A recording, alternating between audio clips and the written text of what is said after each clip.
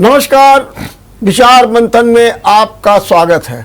आज हम एक ऐसी समस्या को लेकर के चर्चा करेंगे जिसका सीधा संबंध है उच्च शिक्षा से। और उच्च शिक्षा वो होती है जो किसी भी देश के विकास में अपना अहम रोल प्ले करती है, और इसलिए भी करती है कि अगर दुनिया के आप जितने भी विकसित देश या विकासशील से विकसित देश की ओर बढ़ते हुए देशों को देखिए तो वहां पर सबसे ज्यादा हायर एजुकेशन पर ध्यान दिया जाता है। अमेरिका जैसे देश में जहां पर 83-84% तक हायर एजुकेशन में विद्यार्थी जो है एडमिशन लेते हैं, रिसर्च करते हैं, आगे बढ़ने की सोचते हैं, वहीं अगर अपने भारत की बात देखें तो यहां पर मात्र 13%, 14% है। कैसे विकास होगा? हम विश्वगुरु बनना चाहते हैं। और सबसे बड़ी बात ये तो ये है कि लगातार कहीं ना कहीं गिरावट से दिखती जा रही है। इस बार डिग्री कॉलेज, यूनिवर्सिटीज में जो एडमिशन हुए उसमें ऐसा लगा कि हमारे छात्र बड़े उहापों में हैं, अनिश्चितता के माहौल में हैं। उनको समझ में नहीं आ रहा कि कौन सब्जेक्ट लें, कौन से नहीं लें। और यहाँ के जो सेल्फ फाइनेंस कॉलेजेस हैं उन्होंने तो ये कह दिया कि समय बढ़ाइए, हमारे एडमिशन हो नहीं पाए हैं, और अगर यही हालात रहे तो अगले साल 25% तक डिग्री कॉलेजेस जो सेल्फ फाइनेंस के बंद हो जाएंगे। ये एक विषम परिस्थिति है कि उसके कारण क्या है। एक सज्जन से मेरी बात हो रही थी, मैंने कहा ये क्यों ऐसा हो रहा? उन्होंने कहा कि बीए और बीएससी का छात्र पॉलिटेक्निक आईआईटी की ओर बढ़ रहा है। वो कुछ हुनर सीखना चाहता है, उसे अपनी इस पढ़ाई पर विश्वास नहीं है। और एक से मैंने बातचीत की तो उन्होंने कहा ये जो नई शिक्षा नीति आई है उसमें ही कुछ क्लियरिटी नहीं है, और इस मामले में हमारा विश्वविद्यालय हो या डिग्री कॉलेजेस हो या और संगठन हो, वो अभी तक पूरी तरीके से सफल नहीं हो पाए हैं उच्च शिक्षा को एक नई दिशा देने के लिए। तो इस बार एक और बात मैंने देखी, बड़े बड़े अच्छे उत्कृष्ट महाविद्यालय कानपुर में थे, एडमिशन को लेकर के जद्दोजहद करनी पड़ती थी, मेरिट 80-90% तक। अब वही मेरिट गिर करके 50% पर आ जाए तो इसको आप क्या कहेंगे? तो निश्चित रूप से ये कहीं ना कहीं एक विचारणीय बिंदु है, और इसी पर विचार करने के लिए आज हमारे साथ हैं चर्चा में डीएवी कॉलेज के प्राध्यापक डॉक्टर यतेंद्र सिंह। यतेंद्र जी, मैं आपका बहुत बहुत स्वागत करता हूं, अभिनंदन करता हूं, आप पधारे। धन्यवाद सर। और डॉक्टर यतेंद्र जी को मैंने आज इसलिए भी बुलाया कि इनका विद्यार्थियों से भी एक अच्छा लगाव है, जुड़ाव है। इस कारण भी कि विद्यार्थी परिषद के आप प्रांत अध्यक्ष भी हैं, जिसके कारण आप विद्यार्थियों की समस्याओं को भी समझते हैं, और साथ में कूटा का भी प्रतिनिधित्व करते हैं। कूटा मतलब शिक्षक संघ, कानपुर विश्वविद्यालय शिक्षक संघ, उसका भी प्रतिनिधित्व करते हैं। आज हम इन्हीं पर चर्चा करेंगे और ये जानने का प्रयास करेंगे कि इस बार क्यों ऐसी स्थितियां उत्पन्न हुई। विश्वविद्यालय को अपनी परीक्षा तिथि बढ़ानी पड़ी, एक बार नहीं, 2 बार नहीं, 3 बार। अभी भी कहा जा रहा है कि रिजल्ट्स पूरे नहीं आए। तो क्या होगा डिग्री के? और ये भी हो गया कि नवंबर में आपके सेमेस्टर भी शुरू हो जाएंगे। सबसे पहले डॉक्टर यतेंद्र जी ये बताइए, ये सब माहौल जो एकदम मैंने आपके सामने चित्रण किया है, इस बारे में आपका क्या कहना है? थोड़ा सा मुझे लगता है कि हमें एक व्यापक दृष्टिकोण अपनाना होगा। जो राष्ट्रीय शिक्षा नीति को लेकर के क्रियान्वयन चल रहा है, जब भी कोई नीति लगती है तो उसका क्रियान्वयन प्रारंभ होता है, तो प्रारंभ में कुछ समस्याएं आती हैं, फिर उनमें धीरे धीरे सुधार होता है। थोड़ा सा विद्यार्थियों को समझने में समस्याएं हो रही हैं, लेकिन उसके लिए महाविद्यालयों ने हेल्प डेस्क इत्यादि बना रखी है और इस तरह से जो व्यवस्था है वो उसको सुचारू रूप से चलाने का प्रयास किया जा रहा है। इसमें हमारे छत्रपति शाहू जी महाराज विश्वविद्यालय के कुलपति महोदय को की भी मैं सराहना करूंगा कि वो निरंतर प्रयास कर रहे हैं और जैसे ही उनको कोई सुझाव दिया जाता है तो उस पर प्रयास करते हैं कि शीघ्रातिशीघ्र कोई भी कदम उठाया जा सके। तो मुझे लगता है ये जो स्थिति बनी हुई है इसके विभिन्न कारण हैं और उन कारणों को आपको कक्षावार समझना होगा। यदि स्नातक प्रथम वर्ष में आप देखेंगे तो विद्यार्थियों ने प्रवेश लिए हैं और धीरे धीरे प्रवेश हो रहे हैं। कहीं पर परिणाम की देरी है तो कहीं पर जो है विद्यार्थियों का रुझान दूसरी तरफ हुआ है, कुछ कौशल विकास की ओर गए हैं और कुछ जो है अपना और आगे जो है। इसके अतिरिक्त क्या है कि बहुत सारे कारणों में एक कारण आप ये भी देख सकते हैं कि जो शुल्क इत्यादि है वो कैसा है, कहाँ का क्या है। तो बहुत सारे विश्वविद्यालय एक समकक्ष स्थिति में खड़े हुए हैं, तो एक ये कारण होता है। दूसरा ये भी कारण एक होता है प्रथम वर्ष में प्रवेश का कि विद्यार्थी प्रारंभ में यह प्रयास करता है कि उसको जो बेहतर उसकी दृष्टि में मैं जानबूझ करके बोल रहा हूँ कि उसकी दृष्टि में जो महाविद्यालय उसकी प्राथमिकता में पहले होता है तो सर्वप्रथम वह प्रयास करता है कि मैं उस महाविद्यालय में प्रवेश ले लूं। मान लीजिए कि कोई छात्र है, उसको लगता है कि नहीं मुझे पीपीएन कॉलेज में प्रवेश लेना चाहिए, तो वो पहला प्रयास ये करता है और अंतिम सूची आने तक इसके बाद की प्रतीक्षा करता है कि उसका नाम जो है या उसका प्रवेश जो है वो पीपीएन कॉलेज में हो जाए। जब वो वहां पर अंतिम सूची में भी स्थान प्राप्त नहीं कर पाता है तब वह अन्य महाविद्यालयों की ओर मुड़ता है और फिर धीरे धीरे वो प्रवेश की संख्या उन महाविद्यालयों में भी बढ़ने लगती है। और द्वितीय वर्ष में जो प्रवेश होते हैं उसमें सामान्य रूप से विश्वविद्यालय परिणाम कब जारी कर रहा है और विद्यार्थी जो है वो कब आ रहा है, इस प्रकार से धीरे धीरे उनके प्रवेश होते हैं। हाँ, परास्नातक प्रथम वर्ष में जो है परिणाम में देरी आने के कारण जो है इस वर्ष प्रवेश जो है वो धीमी गति से हो रहे हैं, लेकिन अपेक्षा है कि शीघ्र ही विश्वविद्यालय वो स्नातक अंतिम वर्ष के परिणाम जारी कर देगा और सभी जितने भी महाविद्यालय हैं उनकी जो सीटें हैं वो भर जाएंगी। मैं आपसे एक सवाल ये पूछना चाहूँगा जो आपने भी उसका संदर्भ भी दिया है, क्या अब छात्र छात्राओं का रुझान नंबर एक कौशल विकास की ओर बढ़ रहा है? वो सोचता है कि अरे बीए करके बीएससी करके क्या लेना देना है, कोई फायदा होना नहीं है, इससे अच्छा कुछ ना कुछ हुनर सीख लो तो कहीं कुछ ना कुछ तो काम मिल जाएगा। क्या ये प्रवृत्ति जागृत हुई है विद्यार्थियों में? ये प्रवृत्ति सदैव से थी। ये कहना कि इस वर्ष ये प्रवेश ना होने का ये एक मूलभूत कारण है या प्रमुख कारण है, ये मैं उचित नहीं समझता हूँ। उचित इसलिए नहीं समझता हूँ क्योंकि जो राष्ट्रीय शिक्षा नीति है उसके अंतर्गत कौशल विकास जो है उसको बहुत ज्यादा महत्व दिया गया है और जो कौशल विकास की अवधारणा राष्ट्रीय शिक्षा नीति में अपनाई गई है उसके कुछ बहुत महत्वपूर्ण बिंदुओं को समझना हमारे लिए बहुत आवश्यक होगा। पहला बिंदु तो ये कि राष्ट्रीय शिक्षा नीति में जो कौशल विकास है वो महाविद्यालय को अपने आसपास की परिस्थितियों को ध्यान में रखते हुए बनाना है। उसको ये स्वायत्तता दी गई है कि वह जो है अपने स्थानीय संसाधनों के आधार पर अपना एक 12 क्रेडिट का जो है एक पाठ्यक्रम बनाए और उसमें जो है विद्यार्थियों को पूरी तरह से कौशल विकास करे उनका। बहुत अब मान लीजिए डीएवी कॉलेज है तो वो अपना जो है एक प्रयास कर सकता है कि वो टैक्सेशन में अपना एक सर्टिफिकेट प्रोग्राम शुरू करे और वोकेशनल में उसको प्रदान कर दे विद्यार्थियों को। वहीं अगर मान लीजिए कोई ग्रामीण क्षेत्र में है उसको ये लग सकता है कि नहीं हमारी तरफ जो है वो अचार बनाने का काम बेहतर हो सकता है तो वो 12 क्रेडिट का एक अचार बनाने का कार्यक्रम प्रारंभ कर सकता है या किसी अन्य कुटीर उद्योग में वो विद्यार्थियों को कौशल प्रदान कर सकता है। तो ये तो एक व्यापक अवधारणा है। हाँ, क्रियान्वयन में अभी समय लग रहा है। दूसरा ये भी है कि विद्यार्थियों बहुत जगह हमारी ख्याल से ये ट्रेंड ही नहीं डेवलप हुआ होगा। बिल्कुल। अब इसमें क्या है ना, इसमें हमें राष्ट्रीय शिक्षा नीति को व्यापक स्तर पे समझने की आवश्यकता है।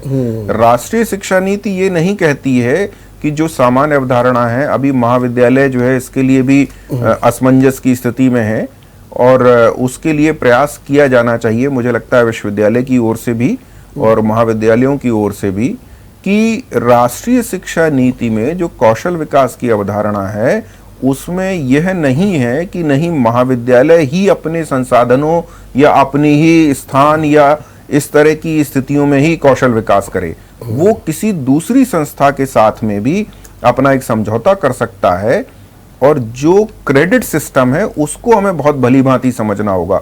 3 क्रेडिट का सिस्टम है, जिसमें मतलब यह है कि कौशल विकास के लिए विद्यार्थी को सप्ताह में 1 दिन जाना है। तो हमें अपनी समय सारणी को भी महाविद्यालयों को इस प्रकार से बनाना होगा कि उसमें कौशल विकास के लिए विद्यार्थी को स्थान मिले, और जिस संस्था के साथ उस महाविद्यालय का समझौता है वो उसके साथ वहां जाकर के अपना कौशल विकास सीख सके। तो ये कौशल विकास राष्ट्रीय शिक्षा नीति में एक सामान्य पाठ्यक्रम के साथ जोड़ दिया गया है, इसलिए मैं इससे बहुत सहमत नहीं हूं कि नहीं कौशल विकास या ट्रेनिंग प्रोग्राम्स एक प्रमुख कारण है। लेकिन क्या मैं ये मानूं कि जो कौशल विकास है ये हर विद्यार्थी के लिए अनिवार्य कर दिया गया है? हाँ बिल्कुल, ये प्रत्येक विद्यार्थी के लिए अनिवार्य है, और प्रत्येक विद्यार्थी को स्नातक के प्रथम 2 वर्षों में कौशल विकास का कार्य करना है। उसमें जो है ये भी व्यवस्था है कि प्रत्येक सेमेस्टर में 3-3 क्रेडिट के कार्यक्रम होंगे।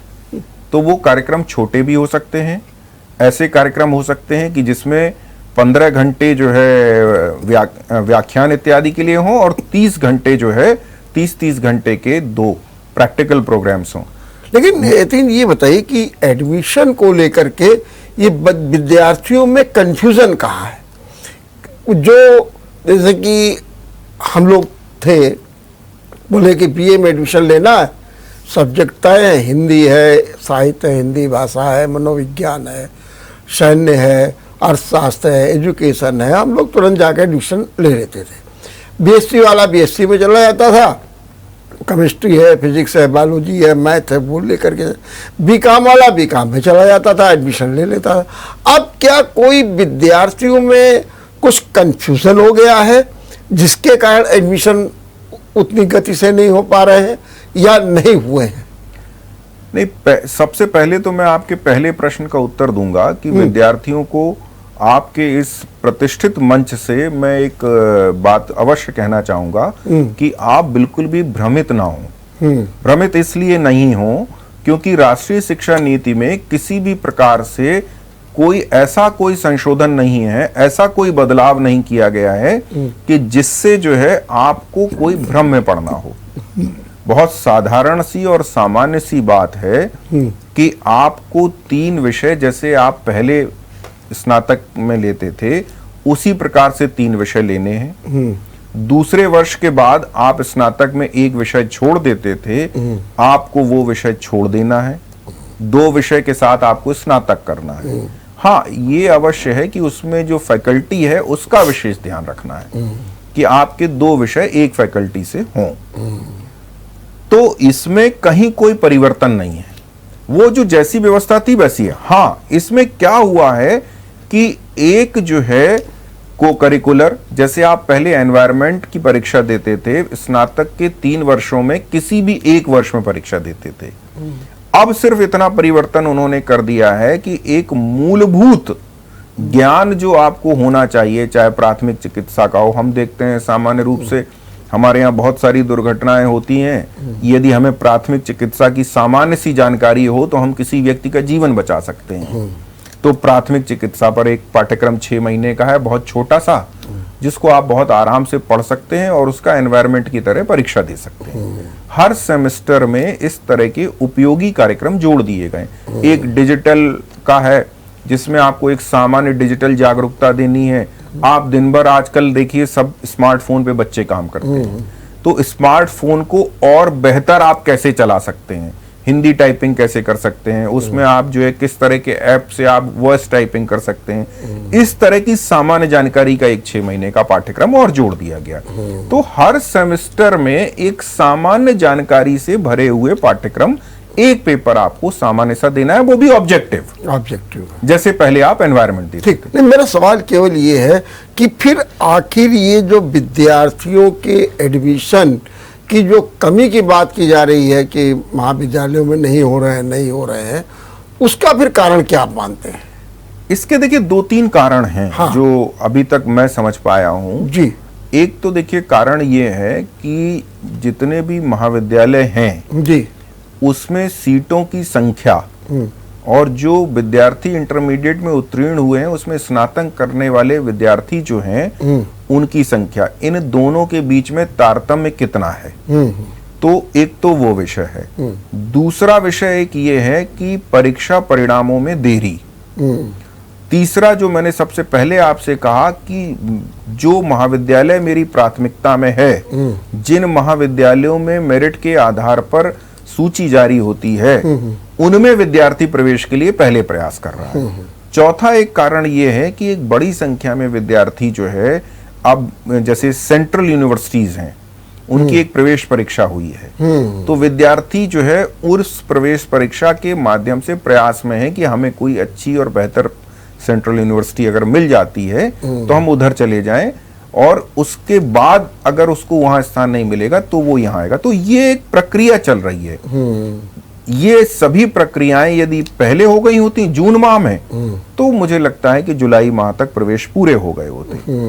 क्योंकि जून माह में नहीं हो पाई हैं, ये जुलाई के अंत तक बल्कि अभी तक गई हैं, तो उसका परिणाम ये निकला है कि ये और जो सामान्य महाविद्यालय हैं वहां पर प्रवेश की समस्याएं थोड़ी सी बनी हुई। अच्छा, दूसरी चीज एक ये भी है कि जैसा आप कह रहे थे कि जैसे यूपी बोर्ड में जितने विद्यार्थी इंटरमीडिएट में पास होते हैं, मैं अपने कानपुर की बात करूं जी, और वहीं कानपुर में ग्रेजुएट में जो जितनी सीटें हैं उनमें क्या बहुत बड़ा अंतर है? माने विद्यार्थी पास होकर के कम आए हैं और सीटें ज्यादा हैं, ऐसा भी है कुछ?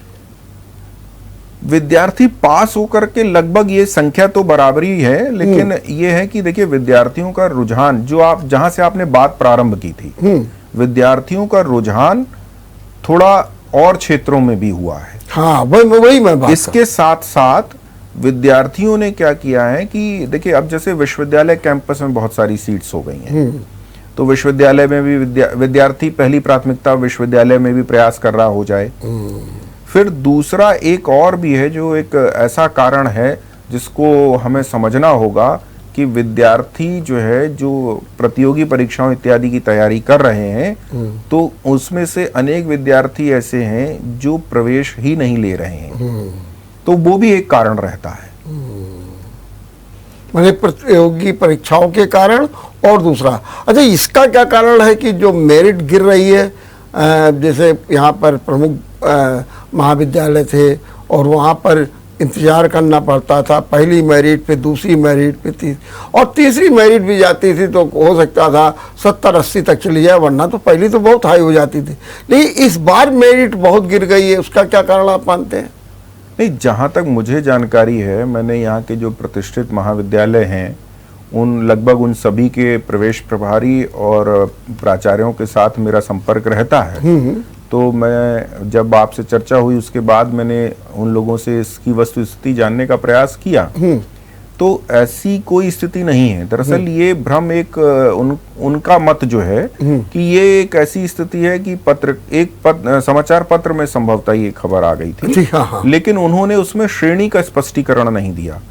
सामान्य वर्ग की मेरिट जहां जाती थी उसमें बहुत परिवर्तन या बहुत अंतर नहीं है, और जो SC ST वर्ग की जो मेरिट जाती थी उसमें भी बहुत परिवर्तन नहीं है। एक सामान्य प्रक्रिया है ये, इसमें ये नहीं है कि बहुत आमूलचूल कोई परिवर्तन इस वर्ष हो गया है, ऐसा नहीं है। ऐसा नहीं है जी, मैंने उसी हिसाब से एडमिशन हो रहे हैं। हाँ बिल्कुल, ये प्रत्येक वर्ष एक प्रक्रिया रहती है, कभी 1%, 2% ज्यादा, कभी 2% कम, इस प्रकार से। लेकिन ऐसा कुछ नहीं आया कि जैसा कुछ समाचार पत्रों में आ गया कि वो 50% तक ले लिए एडमिशन, ऐसा नहीं हुआ। नहीं, ऐसा नहीं हुआ। हाँ, दूसरा ये क्या कारण है कि विश्वविद्यालय में भी बहुत से विभाग हैं जहाँ एडमिशन ही नहीं होते, और फिर ये कह दिया जाता है कि उन विभागों को अगले वर्ष से भी आ रहा है कि हम उनको बंद कर देंगे।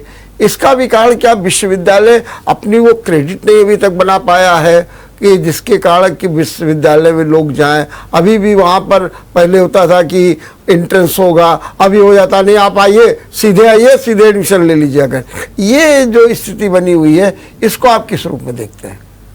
जहाँ तक विश्वविद्यालय की बात है तो मैं उसमें ये कहूँगा कि जो विश्वविद्यालयों में पहले पाठ्यक्रम संचालित हो रहे थे उसमें एक बड़ी मात्रा में शिक्षकों का भी अभाव था।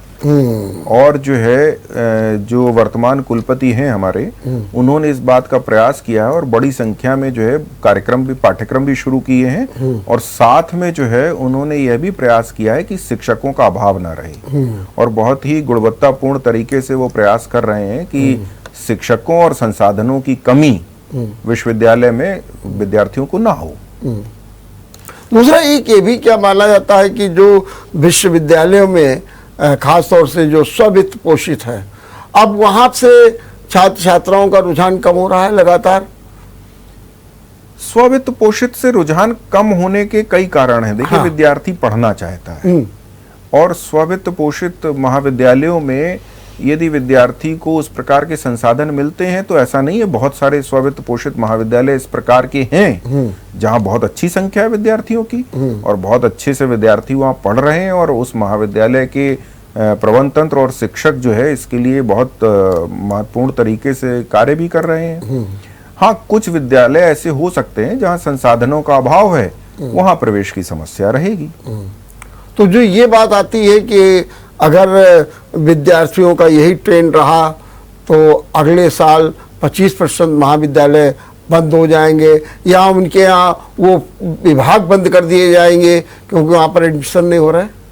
देखिए, प्रवेश जो है वो बहुत सारे कारकों पर निर्भर करता है जी। यदि आप एक विद्यार्थी के रूप में विचार करेंगे तो मुझे यदि अपने पुत्र को पढ़ाना है या मान लीजिए मुझे स्वयं प्रवेश लेना है तो मैं क्या देखूंगा? मैं पहले ये देखूंगा महाविद्यालय मेरी पहुंच में है या नहीं है, महाविद्यालय में शिक्षक हैं या नहीं है, संसाधन हैं या नहीं है, वहाँ की अध्ययन अध्यापन का क्या स्तर है। तो इन सब विषयों पर विचार करने के बाद ही मैं अपने पुत्र को या स्वयं को प्रवेश देने के विषय में विचार करूंगा या निर्णय लूंगा। बहुत से स्वायत्त पोषित महाविद्यालय जो अपनी मान्यताओं को समर्पित कर रहे हैं या बंद कर रहे हैं, हमें ये देखना होगा कि उनकी जो स्थिति है, भौगोलिक स्थिति है, वो कहाँ पर है। क्या वहां पर विद्यार्थी है या विद्यार्थी की पहुंच आसानी से वहां तक पहुंच पा रहे हैं? क्योंकि इधर मैं देख रहा हूं कि बहुत सारे स्वायत्त पोषित महाविद्यालय इतने दूर दराज क्षेत्रों में खुले हुए हैं कि वहां पर विद्यार्थी ही नहीं है। तो अब विद्यार्थी बहुत दूर से एक ऐसे महाविद्यालय में नहीं जाएगा जबकि उसके पास बहुत अच्छे अच्छे विकल्प उसके घर के आसपास हैं। तो ये बहुत सारे कारण हैं जो इस बात को निर्णय लेंगे कि विद्यार्थी को वहां प्रवेश लेना है या नहीं लेना है। एक ये विषय अवश्य है कि बहुत से स्वायत्त पोषित महाविद्यालय हों चाहे अनुदानित महाविद्यालय हों, राष्ट्रीय शिक्षा नीति जब आई है तो उसमें उनको सामंजस्य बिठाना, विषयों का कॉम्बिनेशन स्थापित करना, ये परेशानी आ रही है। तो उनको ये परेशानी जो है राष्ट्रीय शिक्षा नीति में एक इंस्टीट्यूशनल मर्जर का प्रोग्राम है, अच्छा प्रावधान है, उनको इस पे विचार करना चाहिए और बहुत अच्छे तरीके से वो इसको काम कर सकते हैं। और उत्तर प्रदेश सरकार ने एक बहुत सराहनीय प्रयास ये किया है जी कि उसने सिर्फ 3 संकाय अब नहीं रह गए, अब संकाय गहरे हो चुके हैं। और अगर हम मुख्य 3 संकाय वाणिज्य, विज्ञान और कला की बात करें तो अब ये संकाय 5 में बंट चुके हैं। तो अब 5 संकाय में है और उन 5 संकाय के आधार पर उन्होंने जो है विषयों को कॉम्बिनेशन स्थापित किया है। तो ये हमें लगता, मतलब मेरा व्यक्तिगत विचार ये है कि हमको थोड़ा सा समझने की जरूरत है। हम भ्रम के कारण भी उन कॉम्बिनेशंस को स्थापित नहीं कर पा रहे हैं। मैंने कहीं ना कहीं यकीन ये लगता है कि कंफ्यूजन है नई शिक्षा नीति को लेकर के, एडमिशन को लेकर के, विषयों के चयन को लेकर के कंफ्यूजन तो है। और इसी कंफ्यूजन के कारण जो एक मारामारी होती थी एडमिशन की, वो नहीं दिख रही है। और उसके और भी कारण ये है कि कहीं ना कहीं लोगों का रुझान दूसरी ओर भी जा रहा है, इसमें दो राय भी नहीं है। हम यहाँ एक छोटा सा ब्रेक लेंगे और ब्रेक के बाद अपनी चर्चा को जारी रखेंगे। ब्रेक के बाद आपका एक बार फिर स्वागत है। निश्चित रूप से विचारणी बिंदु महाविद्यालय में जो छात्र छात्राओं को लेकर के जो एक विषम स्थिति पैदा हुई है, जिसकी हम चर्चा कर रहे हैं डॉक्टर यतेन से। डॉक्टर यतेन, ये ज़रा हमको समझाइए कि क्या फीस स्ट्रक्चर भी कहीं ना कहीं समस्या बना हुआ है। मैं आपकी जानकारी के अनुसार जो सेल्फ फाइनेंस क्लासेस हैं वहाँ पर फीस ज़्यादा होती है, और इतनी ज़्यादा होती है कि आम आदमी नहीं दे पाता है, नंबर एक। नंबर दो, अभी विद्यार्थी परिषद ने स्वयं आंदोलन किया फीस को लेकर के, क्या ये भी एक बड़ी समस्या है? बिल्कुल, इसको मैं एक समस्या मानता हूँ, क्योंकि बहुत सारे जो अनुदानित महाविद्यालय हैं जी, उन्होंने भी सेल्फ फाइनेंस, उनमें क्या है कि विद्यार्थी इस उद्देश्य से आता है कि मैं जो है कम शुल्क में पढ़ाई कर लूँगा। लेकिन इधर क्या हुआ है कि शुल्क में वृद्धि बहुत ज़्यादा हुई। विश्वविद्यालय ने भी अपने स्तर पर शुल्क में वृद्धि की, बहुत छोटी छोटी चीज़ों की वृद्धि बहुत ज़्यादा रही, जिसको लेकर के विद्यार्थी परिषद ने पहले भी आंदोलन किया था और अभी विगत 2-3 दिन पहले भी आंदोलन किया इस विषय को लेकर के। और उसमें प्रयास है कि शुल्क जो है वो कुछ कम हो, जिससे एक सामान्य परिवार का जो विद्यार्थी है वो जो है अपना पढ़ाई लिखाई को जारी रख सके। बहुत सारे विषय हैं जिनकी, जैसे शोध की ही आप अगर ले लें तो शोध में जहां 25,000 रुपये पूरे पाठ्यक्रम की फीस होती थी, अब विद्यार्थी को 25,000 रुपये कोर्स वर्क के लिए, उसके पश्चात 35,000 रुपये प्रतिवर्ष, साथ में जो शोध केंद्र है वो अपनी फीस अलग से लेगा। तो इस प्रकार से अगर शोध में विद्यार्थी को 3 लाख रुपए का शोध पड़ेगा, तो फिर विद्यार्थी पब्लिक यूनिवर्सिटी में शोध करने के स्थान पर किसी प्राइवेट यूनिवर्सिटी में करेगा, या फिर यहाँ के स्थान पर किसी सेंट्रल यूनिवर्सिटी में प्रयास करेगा, वहां जाकर शोध करेगा। तो बहुत सारे विषय हैं जिसमें शुल्क जो है एक बहुत महत्वपूर्ण है। स्नातक और परास्नातक पर भी शुल्क वृद्धि हुई है, इसमें कोई संदेह नहीं है। और विश्वविद्यालय इस पर अगर सहृदयता पूर्वक विचार करेगा विद्यार्थी परिषद के आंदोलन के पश्चात, तो मुझे लगता है कि इस परिस्थिति में या इस स्थिति में कुछ परिवर्तन, संशोधन होने की स्थिति बनेगी। दूसरी चीज एक ये भी है कि जैसा भी आपने शुरुआत में कहा कि जो सेंट्रल यूनिवर्सिटीज या वहाँ पर एडमिशन के लिए एक जॉइंट एडमिशन के लिए जो परीक्षा हुई, टेस्ट हुआ, उस दिशा में भी विद्यार्थियों को काफ़ी रुझान रहा। दूसरी चीज़ एक ये भी देखा गया है कि कानपुर में अगर थोड़ा भी व्यक्ति संपन्न है तो वो जानता है कि कानपुर में वो पढ़ाई नहीं होती है, वो नहीं, तो वो भी बाहर भागता है। मैं इंजीनियरिंग कॉलेज के लिए तो वहाँ था, बल्कि हायर एजुकेशन के लिए भी दिल्ली यूनिवर्सिटी, JNU और अन्य सेंट्रल इंस्टीट्यूट में भागता है। क्या ये भी एक बहुत बड़ा कारण कानपुर के लिए है कि विद्यार्थियों को यहाँ पर अच्छी एजुकेशन नहीं मिल पाती है?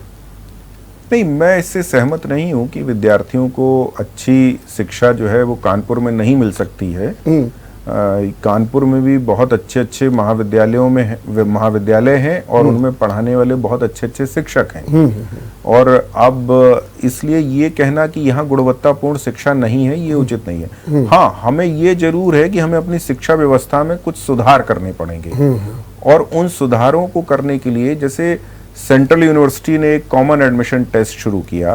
तो मुझे लगता है कि विश्वविद्यालय को भी PG में एक कॉमन एडमिशन टेस्ट शुरू करना चाहिए, और उस कॉमन एडमिशन टेस्ट के आधार पर जो है वो विद्यार्थियों को, महाविद्यालयों को देना चाहिए।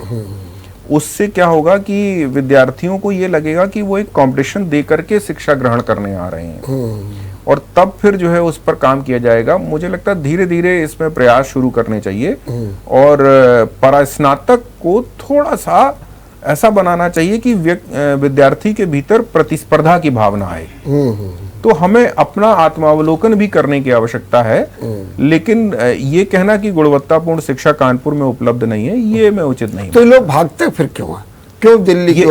ये सदैव से रहा है जी। और हाँ, मैं सदैव की बात कर रहा हूँ कि सदैव रहा है। वो इसलिए रहा है क्योंकि जो केंद्रीय विश्वविद्यालय हैं या दिल्ली और JNU हैं, तो उनकी इसमें कोई, मैं ये नहीं कहूँगा कि कानपुर में जो है उनके बराबर के स्थितियां हैं, लेकिन इसमें शिक्षक नहीं, संसाधन भी बहुत महत्वपूर्ण होते हैं।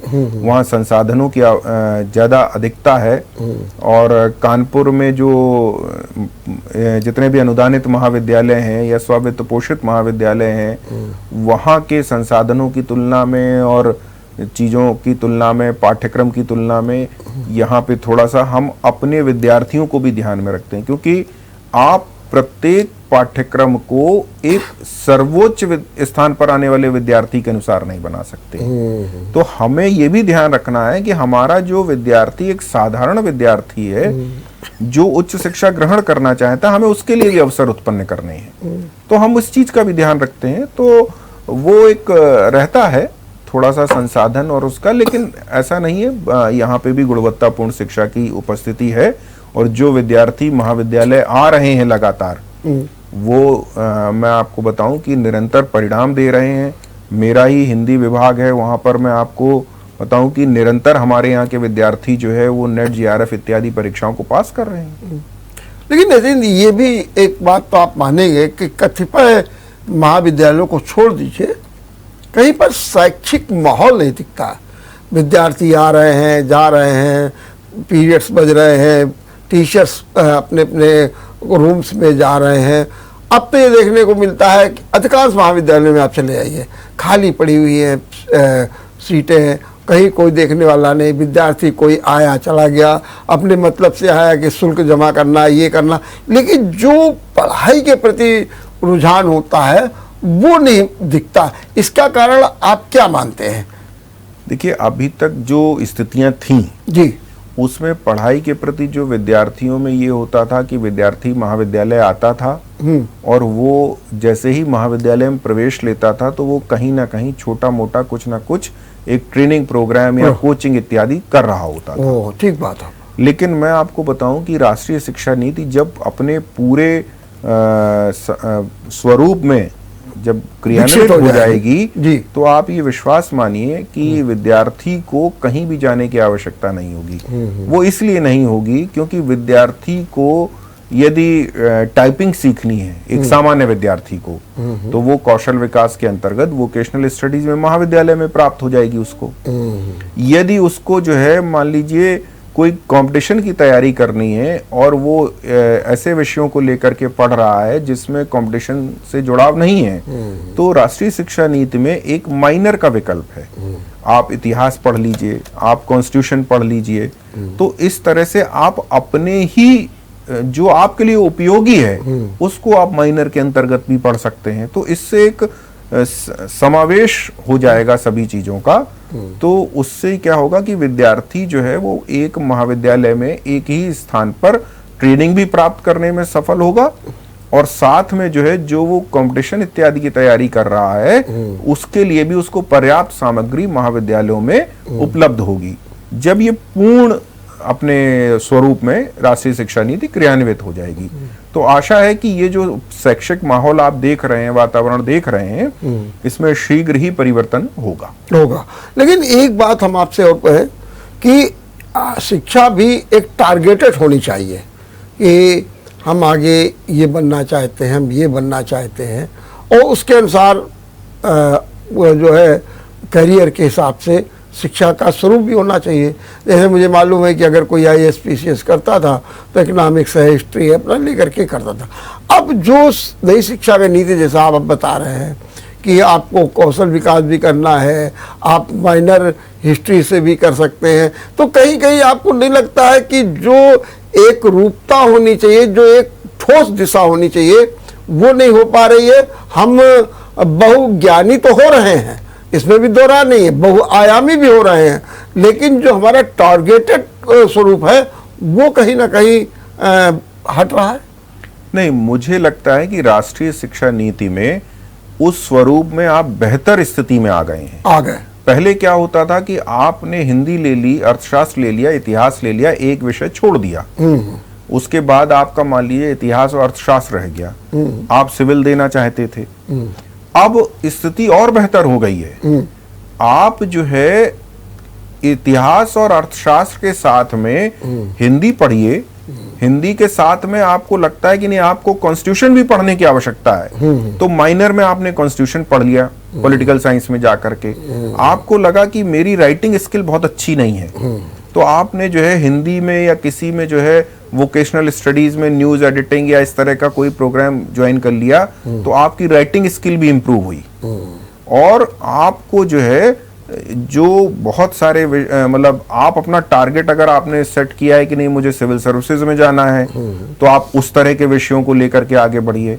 आपने सेट किया कि नहीं मुझे जो है आर्मी में जाना है, तो आपने जो है एनसीसी ले लिया, एनसीसी को वोकेशनल में रखा हुआ है, तो आपने एनसीसी को बेहतर ढंग से किया और अपना जो है वो फोकस किया कि नहीं मैं उन सब्जेक्ट्स को लूं, इंग्लिश लैंग्वेज को ले लूं या इंग्लिश व्याकरण इत्यादि को पढ़ लूं।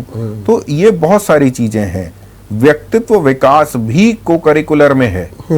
तो आपको जो है अगर आपका टारगेट आर्मी या सिविल सर्विसेज में जाना है, आपने व्यक्तित्व विकास का को करिकुलर भी पढ़ा हुआ है, आपने जो है राइटिंग स्किल भी अपनी बढ़ाई हुई है, एनसीसी भी किया हुआ है और अपने सब्जेक्ट्स तो पढ़े ही हैं जैसे आप पहले से पढ़ते आ रहे थे। जो एक दो विषय ऐसे होते थे जिनको आप जो है नहीं पढ़ पाते थे, तो आपने इंग्लिश लैंग्वेज या इंग्लिश ग्रामर का कोई पेपर एक है, आपने उसको माइनर में पढ़ लिया। तो यदि विद्यार्थी इसको बहुत अच्छे से समझ करके विषयों का कॉम्बिनेशन सेट करेंगे, तो ये ज्यादा लाभकारी स्थिति है आप अपने टारगेट को, जो भी टारगेट आप सेट करते हैं उसको प्राप्त करने में। लेकिन क्या आपको लगता है कि बहुत कुछ अभी समझाने की जरूरत है विद्यार्थियों को, विद्यार्थियों के बीच में जाने? इस दशा में क्या कोई विद्यार्थी परिषद भी कोई अपना प्रकल्प चला रहा है, लोगों को समझाने का प्रयास कर रहा है, या सिर्फ जो है जैसे कि उनकी जो समस्याएं हैं, शुल्क है, मेस की समस्या है, वहीं तक चल रहा है, या विद्यार्थी परिषद ने इस तरीके का भी कोई कदम उठाया है?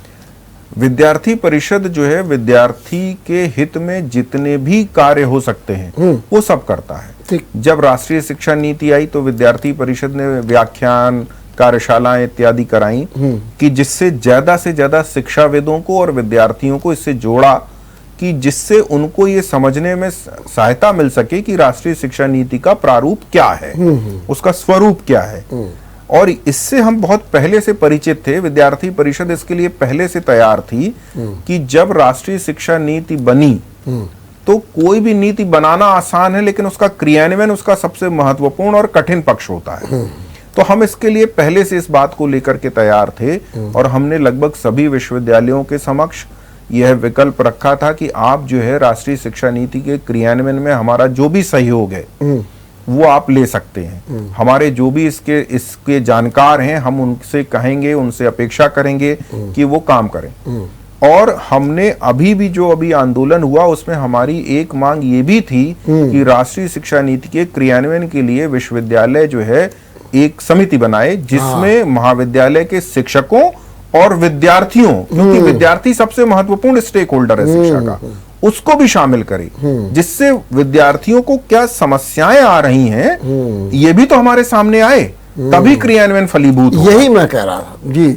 तो ये मांग तो विद्यार्थी परिषद ने रखी हुई। इसके अतिरिक्त हम ये भी राष्ट्रीय स्तर पे, प्रदेश स्तर पे अलग अलग चरणों में हम ये कह रहे हैं और हम लोग अपना प्रारूप बना के भेज रहे हैं कि यदि छत्रपति शाहू जी महाराज विश्वविद्यालय ने राष्ट्रीय शिक्षा नीति का क्रियान्वयन किया है तो उनमें कहाँ कहाँ किस किस चरण में हमें अभी भी सुधार की आवश्यकता है या कहाँ कहाँ पर इम्प्रूवमेंट करने की आवश्यकता है, तो उसका सुझाव भी हम लोग देते हैं। और फिर उसको जो है प्रदेश में उच्च शिक्षा विभाग में, इसके अतिरिक्त जो है शिक्षा मंत्रालय में आदरणीय धर्मेंद्र प्रधान जी के यहाँ तक, सभी जगह तक वो क्रियान्वयन से जुड़ी हुई समस्याएं भेजी जाती हैं और विद्यार्थी परिषद निरंतर इसके लिए प्रयास कर रहा।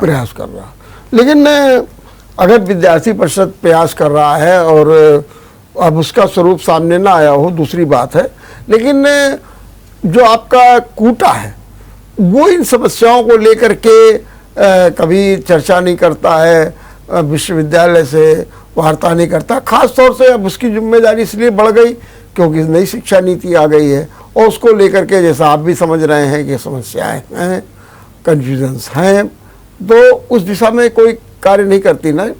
नहीं, कानपुर विश्वविद्यालय शिक्षक संघ का अंग होना मैं अपना सौभाग्य समझता हूँ जी, कि विद्यार्थियों के साथ साथ शिक्षकों का प्रतिनिधित्व करने का भी मुझे अवसर मिल रहा है। कूटा जब समय समय पर जो भी शैक्षणिक गतिविधियों या शैक्षणिक क्रियान्वयन या शिक्षा के संबंध में जो भी सुधार हो सकते हैं, जो भी संभावनाएं हो सकती हैं, उसके संबंध में निरंतर विश्वविद्यालय को अपने सुझाव प्रेषित करती है। और कूटा ने जो है ये भी प्रयास किया है कि विश्वविद्यालय यदि चाहे तो हम उनके लिए जो भी हमारा सहयोग हो सकता है हम करेंगे, और निरंतर कर रहे हैं। और हमारे अध्यक्ष और महामंत्री निरंतर इस बात का प्रयास करते हैं कि जो भी कार्यशालाएं इत्यादि हों उसमें उनकी सहभागिता रहे। तो कूटा की तरफ से पूर्ण सहयोग है। कूटा जो भी सुझाव है उनको लिखित और मौखिक दोनों रूपों में जो है विश्वविद्यालय को सदैव प्रदान करती है। तो कूटा भी पहल कर रही है, विद्यार्थी परिषद भी पहल कर रही है, तो फिर ये बीच में खाई कहाँ है जो इसका क्रियान्वयन नहीं हो पा रहा है? नहीं, खाई कहीं नहीं है जी। और जो भी इससे जुड़ा हुआ वर्ग है जी, चाहे वो शिक्षक हो, चाहे विद्यार्थी हो और चाहे विश्वविद्यालय हो, तीनों ही अपने अपने स्तर पर प्रयास कर रहे हैं। और जब भी किसी नीति का क्रियान्वयन होता है तो धीरे धीरे उसकी समस्याएं पता चलती हैं। अभी राष्ट्रीय शिक्षा नीति के क्रियान्वयन को 1 वर्ष हुआ है, ठीक बात। तो धीरे धीरे उसकी समस्याएं पता चलती हैं। जब समस्याएं पता चलती हैं तो फिर उनके समाधान पर चर्चा होती है और उनके समाधान को करने का प्रयास भी किया जाता है। इस संबंध में मैं अवश्य कुलपति महोदय की प्रशंसा करूंगा कि यदि उनको कोई उचित सुझाव दिया जाता है और वो सुझाव यदि उनको तार्किक और प्रासंगिक लगता है तो वो यथाशक्ति जो है उसको शीघ्रातिशीघ्र क्रियान्वित करने का प्रयास करते हैं। अब मेरा एक सवाल आखिरी में और है आपसे कि जो अब तक हमारा आपका विचार विमर्श हुआ जिसमें तमाम सेल्फ फाइनेंस, नई शिक्षा नीति, विद्यार्थी, शिक्षक सब क्या है, आपका इस समय नट सेल में क्या सुझाव है कि इसको तत्काल अगर लागू कर दिया जाए इस सुझाव को या इन नियमों को, तो निश्चित रूप से राष्ट्रीय शिक्षा नीति को एक नई गति मिल सकती है? इस संबंध में क्योंकि मैं पाठ्यक्रम समिति का भी सदस्य रहा हूं विषय विशेषज्ञ के रूप में प्रदेश में, तो मुझे ऐसा लगता है कि राष्ट्रीय शिक्षा नीति के क्रियान्वयन को लेकर के बहुत, एक तो सबसे पहले जो कार्य होना चाहिए कि विश्वविद्यालय स्तर पर एक राष्ट्रीय शिक्षा नीति क्रियान्वयन समिति बननी चाहिए और प्रत्येक महाविद्यालय में उसकी कार्यशालाएं होनी चाहिए। उनके जो है वीडियोस जो है विषय को जोड़ने वाले कि किस प्रकार से विद्यार्थी किस विषय का कॉम्बिनेशन रखे, इसको लेकर के एक छोटे छोटे वीडियो बना करके विश्वविद्यालय को YouTube पर, विश्वविद्यालय की वेबसाइट पर, महाविद्यालयों को अपनी वेबसाइट पर डालने चाहिए। और साथ में विद्यार्थी को ये समझाने का प्रयास करना चाहिए कि ये कॉम्बिनेशन रखने से आपका ये वाला लक्ष्य पूरा होगा। तीसरा मेरा सुझाव ये रहेगा जो बहुत महत्वपूर्ण है कि वोकेशनल स्टडीज को लेकर के बहुत पाठ्यक्रम प्रॉपर बने और उन पाठ्यक्रमों में जो है पूरी तरह से अगर आपको बाहर के किसी संस्था की आवश्यकता है तो उसको लेकर के काम किया जाए और उस काम उनको जोड़ करके उनके क्रियान्वयन को या उनके प्रशिक्षण को काम में लाया जाए। इसमें एक बहुत महत्वपूर्ण बात मैं ये भी कहूंगा कि ये भी ध्यान रखना होगा कि पाठ्यक्रम में विद्यार्थियों के लिए एक दिन वोकेशनल का रखा जाए और एक अंतिम जो अगर तात्कालिक रूप से 3-4 सुझाव की आपने बात की है तो वो ये होगा कि सेमेस्टर एग्जाम जो है उसको बहुत सीमित समय में किया जाए, मतलब 1 सप्ताह में। और ये संभव है, ये संभव इस तरह से है कि यदि 3 मेजर हैं तो प्रथम दिन मेजर 1, द्वितीय दिन मेजर 2, तीसरे दिन मेजर 3 और चौथे दिन माइनर का पेपर। इसमें सिर्फ इतना करना पड़ेगा, मेजर और माइनर का जो है प्रश्न पत्र अलग अलग बनवाना पड़ेगा। और 5वें दिन को करिकुलर, 6ठे दिन वोकेशनल। 6 दिन में यदि हम इतना अपनी परीक्षाओं को संकुचित कर ले गए तो ये सेमेस्टर पद्धति जो है और वोकेशनल ये मिल करके विद्यार्थी के लिए वरदान साबित होगा। ठीक, बहुत बहुत धन्यवाद यतीन जी, आपने बहुत अच्छे ढंग से धन्यवाद राष्ट्रीय शिक्षा नीति की चर्चा की, उसके क्रियान्वयन की, और जो आपने सुझाव दिए निश्चित रूप से ये बड़े ही फलीभूत वाले हैं। लेकिन जरूरत किस बात की है कि कहीं ना कहीं लगता है कि चाहते तो सब हैं लेकिन उस दिशा में कदम नहीं बढ़ते हैं तेजी के साथ में। सब बात भी करते हैं, अच्छी बातें करते हैं। तो जरूरत इस बात की है कि छात्रों के हित में, महाविद्यालयों के हित में, अभिभावकों के हित में राष्ट्रीय शिक्षा नीति का जो प्रारूप है वो तेजी के साथ और व्यवहारिक रूप से लागू किया जाए ताकि शिक्षा जगत का कल्याण हो। देखते रहिए विचार मंथन। नमस्कार। अगर आपको हमारा वीडियो पसंद आया हो तो हमें लाइक करें, सब्सक्राइब करें और ज्यादा से ज्यादा शेयर करें। और हाँ, बेल आइकॉन दबाना ना भूलें ताकि हर खबर का अपडेट आप तक पहुंचे तुरंत। आप हमें इंस्टा, ट्विटर और फेसबुक पर भी फॉलो कर सकते हैं। हमारी आईडी है @JMT News Flash।